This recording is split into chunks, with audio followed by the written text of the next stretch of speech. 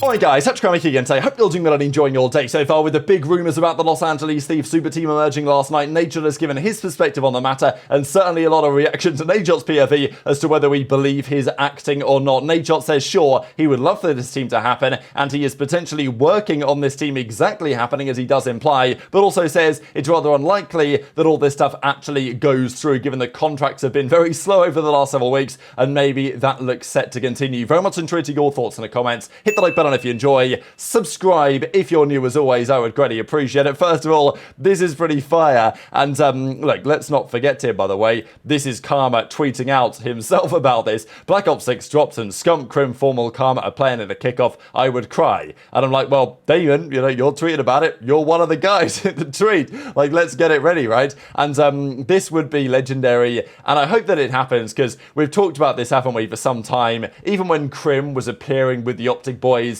at the World Championship, they wondered whether Kremp would actually make a return to OpTic as a content creator or whatever. Now he doesn't really seem to be part of FaZe quite anymore. Formal's obviously with OpTic, Scump's with OpTic, Karma's with OpTic, maybe it'll happen with Kremp at some point as well, but even if he doesn't return to be, you know, part of OpTic in some way, it's nice to see that all these guys seem to get along well. I mean, we know that Scump and Kremp had their beef, obviously, then they've kind of made up. Karma never really had, you know, that much beef here, but Formal and Kremp had their beef as well. So, you know, obviously Kremp is the common denominator there, and you can understand why. But even just the idea that these guys might potentially team up and, you know, run it back in a kickoff when Black Ops 6 arrives would be absolutely sensational work. A couple of other clips we've got to dive into as well. First of all, this from Kenny was funny. I'm not exactly sure what he initially tweeted, but given the rumours around the Los Angeles Thieves Super Team, he, you know, this guy in the reply says, bro, time to get in the lab, like stop playing other games or whatever. You guys need to get in the lab and grind so you can beat this Los Angeles Thieves Super Team. And Kenny says, like, I'm a world champ, I know what I'm doing, and, you know, the off season, maybe relaxing, playing some other games or whatever, is the lab, right? So, you know, you gotta have a bit of downtime so you can have your uptime, I guess, when you're grinding in the regular season. And he's like, you are the one who needs to lock in. But let's talk about some of the further reaction to this, because as we saw earlier on today, the big rumour is around Scrap, HyDra, Envoy and Ghosty as a potential team for the new season. These would be their cards if the Los Angeles Thieves team actually did form for 2025. It's pretty absurd. Now, Envoy individually didn't have the best year, but all you would really have to do is genuinely have these type of performances from these players again on this new Thieves team, and you would have, you know, the best team or one of the best teams in the entire world. I mean, this team would be making, if it was formed, multiple grand finals. I would be very surprised if it didn't, and therefore more than likely they're going to get over the line on at least a couple of occasions. Scrap and HyDra, a couple of players that, well, HyDra has his ring, Scrappy does not yet, but they both want to go down in history as some of the, if not the greatest COD players ever. HyDra has said that he wants more rings than anyone, and HyDra, I don't think, can sit there on that Cloud9 New York team or whatever and be satisfied with where they are.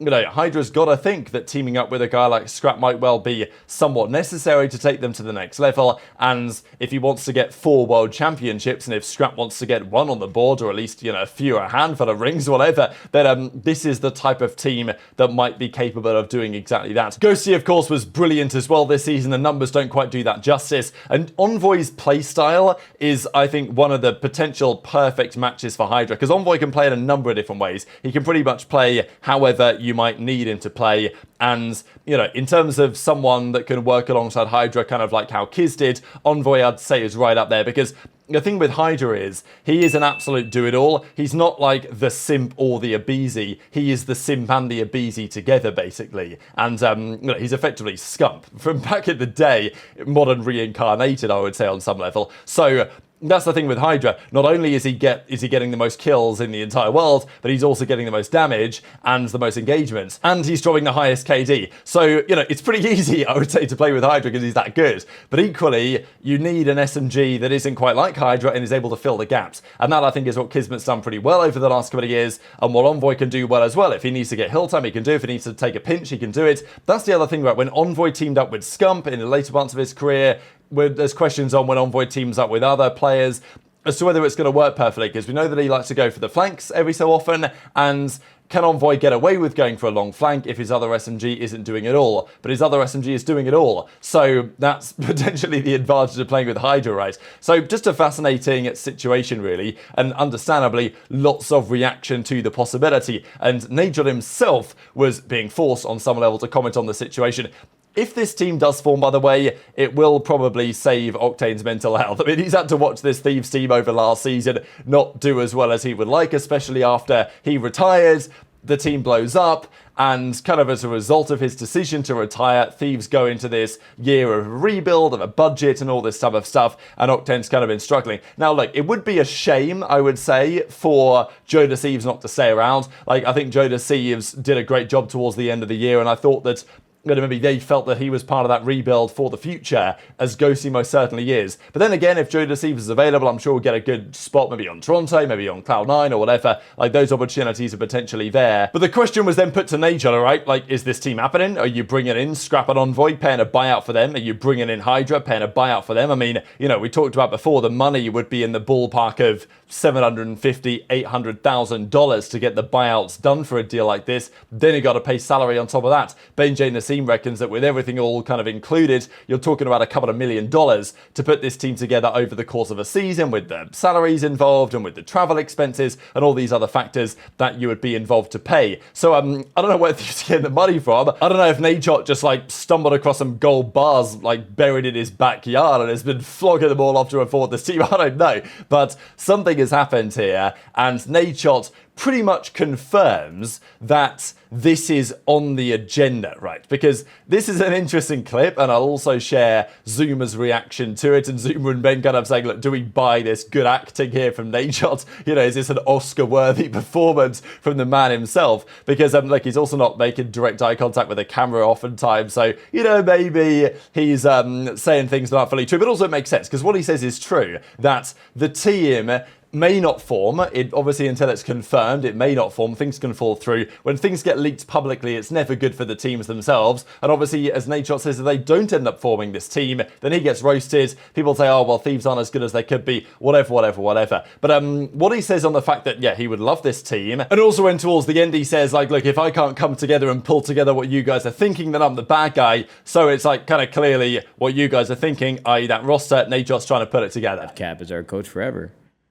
He told us that he was burnt out on coaching and didn't really want to coach anymore. Like, once he got everything settled with the move, I think he just realized that, or I don't know what he realized. I love Cap, bro. Guy did everything for our org that most coaches couldn't. So, I know you said you were joking, but all the best, Cap. I still want to. These fucking rumors about HyDra and Scrap and all that shit have been going on for the last, like, 2 weeks. Good corn acting, bro. Chad, I would do a lot for that fucking roster. You guys know this. We're trying to figure out our team. I'm going to be honest with you, boys. More than likely, it's not going to be that. Okay? So, I don't know whoever the fuck is leaking all this shit or who the hell thinks that they know the situation and what's going on. Just don't want anybody. And this is why these fucking leaks suck. Because if I can't pull through and put together whatever the fuck that you guys are thinking, then I'm the bad guy, bro. And then whatever team we have, everybody's fucking disappointed about it. LAT looking crazy. Yo, gentlemen, I don't know how many times. I'm giving it to you guys straight right now. You can call me fucking porn actor, whatever. Do not believe these headlines, gentlemen. It's only going to set me up, set you up, set LAT up for inevitable frustration and disappointment. Just wait for announcements, man. Rumors about HyDra and Scrap and all that shit have been going on for the last, like, 2 weeks. You know what I mean? I'm on his chat, so I can post the link. Let's see if he pulls it up. Good corn acting, bro. I would cut my own fucking. Let's see. Well, I already said that one, and I had to eat it. Let's see. Well, Chad, I would do a lot for that fucking roster. You guys know this. Okay? We're trying to figure out our team. I'm going to be honest with you, boys. More than likely, it's not going to be that. Okay?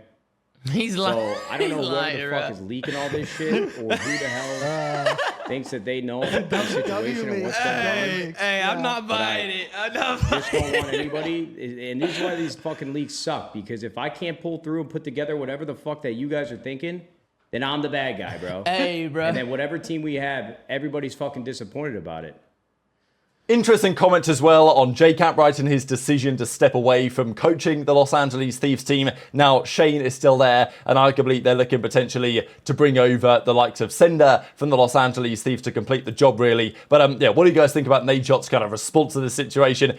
It seems to me that, yeah, they're trying to make it happen, aren't they? Whether they can do it, that is still another question. But, I mean, look, if this Thieves team does form, it is an incredible team. And, like, whatever it means for the top heaviness of the league, it's just going to be fascinating to see anything like this actually be played. I mean, we know what Ghosty has done, but the idea that we're bringing Ghosty to stay on the team alongside HyDra, world champ, MVP, 20 straight tournaments above a 1, 2025 MVP candidate, alongside Scrappy, of course, top 3 in the MVP voting both seasons, phenomenal year, Envoy world champion, top 5 or top 25 COD player in history, you can very much argue, legend of 100 Thieves as well, making a return. And Brian might well be right that if this team is formed, it is, you know, the biggest off-season move, the greatest off-season move in a decade since OpTic came along and they picked up Kremp and Formal alongside Nadeshot and Scump. They eventually, you know, brought Karma over from their OpTic Nation team that they had Teep and Killer and Miracles as well, also legends, certainly at the time and still today. So, you know, that was a mega off season, and it seems like basically 10 years later, we might have another crazy development in the Call of Duty world. Just quickly on Cloud9 and what they might be cooking up here, because they tweeted yesterday, we have concepts of a roster. So, you know, I don't know what they're playing at, but people have obviously been theorizing what they might potentially do. This was interesting, I thought, from TGU Swag, talking about some potential teams that would be on the brink, I would say, of being able to challenge. The problem is that OpTic are pretty good, FaZe are pretty good, and obviously this new Thieves team on paper is absolutely sensational as well. So where do you go from there? As we did talk about earlier today, maybe Beans in this SIB role is a possibility. That apparently is the most likely, that it's going to be Insight, Beans, and CleanX looking for one. JoeDeceives would be a good +1. Hixie maybe to consider, Gwyn as well if you can get him off Ravens, which you probably can. That's interesting. I think that Cloud9, they will be keeping Skyz and Kiz. They're not going to break that up, I would imagine. They would then need another AR. aBeZy is one to consider. Of course, bringing back Sib, or where Beans might fit in if Sib does go to Toronto. That's a question. And then, you know, Gwyn and Kismet sounds like a pretty decent SMG duo to me as well. So, you know, I think these guys can form teams, these other rosters, that are at least respectable. Like, but it's just a lot of the talent is getting heavily concentrated. And if you're Toronto and you lose Scrappy, if you're Cloud9, you lose HyDra, are you winning an event? I mean, it's potentially quite doubtful, isn't it, given the way that things currently stand. But very much intrigued to your thoughts on all of this stuff in the comment section below. Just one final thing what was kind of interesting, right? Because it's interesting that in Halo, it's possible to see what scrims are happening and basically just watch all the results. OpTic Gaming, of course, Formal's team, they are getting ready for the World Championship in a couple of weeks' time, and they just won 30 scrims in a row, or 30 maps in a row in the last couple of scrims, which apparently is very rarely done. So whether they're going to convert this performance into another second place at the championship, I guess we'll see. But very much into your thoughts in the comments. Hit the like button if you enjoyed. Subscribe if you're new. Take care, and I'll see you next time. LA Thieves are signing Scrappy, HyDra, and Envoy to join Ghosty. Everything is nearly finalized at this time. Where do we rank this team? It makes it a 3-team league. OpTic, FaZe, LA Thieves. Where do you rank these guys? If this is true, this team's unbelievable because HyDra has one-man army potential. I feel like HyDra and Scrap, assuming Envoy doesn't face inconsistencies like he saw this most recent season. Also, Ghosty was unbelievable. It also shows me that teams are desperate to make money now. Like Cloud9, for example, buying a spot and then willing to sell arguably the best player in the world tells you a lot about the current state of esports. Everybody's trying to actually make money now. That old VC money, that investment money. I'll tell you what, this is an expensive team to put together when it comes to buyouts. Nade has 16K subs. They're fine. Guys, I don't think it works that way, but hey, Nade's doing well. This is a top 3 roster automatically if it's true, and it's not up for debate. Doesn't matter what kind of chemistry they have. This team could not communicate for half the map and still win maps against some of the bottom teams. I think there's HyDra and Scrap. These are 2 of the most insanely consistent players in the game, and it's not even debatable. I'll tell you what, Sender's not going to 7-Eleven before the matches. He's going to Cookies on Melrose. It's not Troy fetch water. It's Troy fetch us an 8th. That's what's going to be going on with this roster.